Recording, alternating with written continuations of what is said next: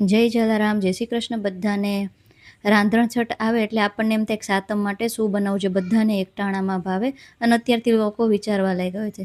તો આજે આપણે જુવારના વડા બનાવશું. આ વડાને તમે ચા, દહીં કે દૂધ કે આચાર તમને જેની જોડે ભાવતા હોય એની જોડે ખાઈ શકો છો. અને આ વડાને છે ને અઠવાડિયા સુધી કાંઈ જ નથી થતું. જો એક ટિપ્સનું તમે ધ્યાન રાખશો ને, હું તમને આગળ કહીશ, તો અઠવાડિયા સુધી તમે બહાર ટ્રાવેલ કરતા હોય ને તો પણ સરસ રહેશે. તો અહીંયા 1 કપ મેથીને સરસ પાણીથી ધોઈને પછી સૂકવીને કટ કરી લીધી છે. ભીની ભીની કટ નહીં કરવાની, કારણ કે પાણીનો ભાગ રહેશે ને તો વડા આપણા બગડી જાય એટલા માટે. અને અડધો કપ કોથમીર લઈ લીધી છે. તમારા અકોર્ડિંગ વધારે ઓછું લઈ શકો છો માપ. એક પેનની અંદર આપણે તેલ લઈ લેશું અને તેલ ગરમ થાય એટલે આપણે મેથીને આવી રીતના એડ કરી દેવાની છે. મેથી અને કોથમીરને આવી રીતના કરવાથી છે ને ફ્રેન્ડ્સ, થોડાક વડાની સેલ્ફ લાઈફ આપણી વધી જાય છે એટલા માટે. અને મેથીની કચાશ પણ નીકળી જાય છે તો વડાનો ટેસ્ટ ઓર વધારે થઈ જાય છે. થોડા તલ નાખશું, અજમો નાખશું અને હળદર એડ કરશું. તલ થોડા વધારે જ નાખજો ફ્રેન્ડ્સ, જેટલા વધારે તલ હશે ને એટલું વડામાં વધારે મજા આવશે. અને વધારે નથી શેકવાનું, 1 મિનિટ સુધી જ, આપણે 1 થી 1.5 મિનિટ સુધી જ શેકવાનું છે. તો અહીંયા સરસ આપણી મેથી અને કોથમીર શેકાઈ ગયા છે. ગેસ બંધ કરી દેવાનો છે. તો અહીંયા મેં 1 કપ જુવારનો લોટ લઈ લીધો છે અને આ બધા લોટને આપણે સરસ ચાળીને લેવાના છે, એટલે કાંઈ અંદર રહે નહીં. અને 2 ચમચી આપણે રવો એડ કરશું, એટલે રવાથી આપણા વડા એકદમ ક્રિસ્પી બનશે. અને બાઇન્ડિંગ માટે મેં 2 ચમચી બેસન લીધો છે. અહીંયા તમારે ઘઉંનો લોટ એડ કરવો હોય તો તમે ઘઉંનો લોટ પણ એડ કરી શકો છો. હવે લોટને સાઈડમાં મૂકી દઈશું અને અમે અહીંયા અડધો કપ જેવું દહીં લીધું છે ફ્રેન્ડ્સ. દહીં ખાટું નથી, આમાં દહીં થોડું ખાટું હોય તો વધારે મજા આવે. અને અંદર મેં એક થોડો ગોળ એડ કરશું ટેસ્ટ અકોર્ડિંગ. ગોળને છે ને છીણીને ગ્રેટ કરીને યા તો છે ને નાના કટકા કરીને જ લેવાનો છે, કારણ કે મોટો હશે ને તો લોટમાં અંદર સરખો પીગળશે નહીં અને આખો રહી જાય છે કટકી, એટલા માટે.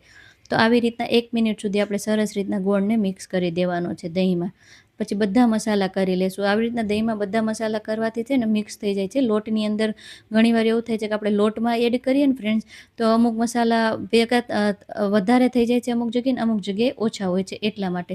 તો લાલ મરચું, ધાણા, જીરું, મીઠું, વરિયાળી, આમચૂર પાવડર, ગરમ મસાલો અને આદુ મરચું નાખ્યું છે. દહીં ખાટું નથી એટલે મેં આમચૂર પાવડર નાખ્યો છે. અને આદુ મરચું થોડુંક વધારે જ રાખજો, એનો ટેસ્ટ વડામાં બહુ સરસ આવે છે, એટલે થોડુંક ચડિયાતું રાખવાનું. જો બધા મસાલા સરસ મિક્સ થઈ ગયા છે તો હવે આપણે આમ મેથી અને કોથમીરને એડ કરી દઈશું અને લોટને એડ કરવાનો છે. જો ફ્રેન્ડ્સ તમારે અઠવાડિયા સુધી વડા રાખવા હોય ને તો અંદર મેથી કોથમીર કશું નહીં એડ કરવાનું, એમના એમ બનાવવાના, એટલે આપણા વડા લાંબા ટાઈમ સુધી બગડશે નહીં. અને આ વડાને ફ્રેન્ડ્સ તમે સાતમ સિવાય પણ બનાવી શકો છો, એમના એમ પણ તમે ડાયટમાં ખાઈ શકો છો. એટલે એવું નથી કે સાતમ ઉપર જ બનાવી શકાય, એમના એમ પણ કરી શકો છો. પછી બધી વસ્તુને આવી રીતના લોટમાં સરસ રીતના બાઇન્ડ કરવાની છે અને થોડું થોડું પાણી એડ કરતા જવાનું છે. એક જોડે બધું પાણી નથી એડ કરવાનું, કારણ કે ઘણીવાર વધારે પાણી પડી જાય ને ફ્રેન્ડ તો લોટ વધારે ઢીલો થઈ જાય છે એટલા માટે. અહીંયા મારે 3 થી 4 વખત આવી રીતના મેં થોડું થોડું પાણી એડ કરીને આવી રીતના મીડિયમ સોફ્ટ આપણે ડો લગાવવાનો છે. એકદમ કઠણ પણ નહીં અને એકદમ ઢીલો પણ નહીં, એવો લોટ આપણે રાખવાનો છે ફ્રેન્ડ્સ. તો જો ફ્રેન્ડ્સ કેવા સરસ અહીંયા આપણો લોટ બંધાઈ ગયો છે. તો એમાંથી હવે આપણે આવી રીતના નાની નાની લોઈ કરી લેવાની છે અને વડા બનાવી ત્યારે બધા લોહીને છે ને ઢાંકીને રાખવાના, એટલે સુકાઈ ન જાય. તો અહીંયા વડા બનાવવા માટે એક બાઉલમાં મેં પાણી લઈ લીધું અને કપડાને આવી રીતના પાણીમાં આપણે ભીનું કરી દઈશું અને પાણી નીકાળીને એકદમ ઇઝી રીતના બનાવશું ફ્રેન્ડ્સ. જો તમારે આવી રીતના ના કરવા હોય તો મોટું એક વડું વણી લેવાનું અને અંદર નાની નાની વાટકીથી કટ પણ કરી શકો છો. અને તમને હાથેથી ગમતો હોય તો તમે હાથેથી પણ કરી શકો છો. પણ આવી રીતના કરવાથી ફ્રેન્ડ્સ આપણો ટાઈમ બહુ બચી જાય છે. તો અહીંયા વાટકીથી આવી રીતના આપણે ધીમે ધીમે પ્રેસ કરી દેવાના છે. કેટલા ઇઝીલી આપણા વડા ફટાફટ બનીને તૈયાર થઈ જાય છે. અને વડા જાડા જ હોય છે આવી રીતના, અને કિનારી છે ને જુવારના લીધે થોડી ફાટી જાય છે.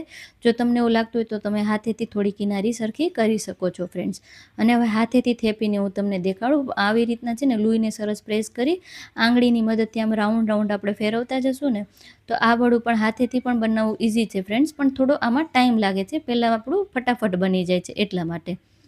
તો અહીંયા સાઈડમાં મેં તેલને ગરમ થવા માટે મૂકી દીધું છે.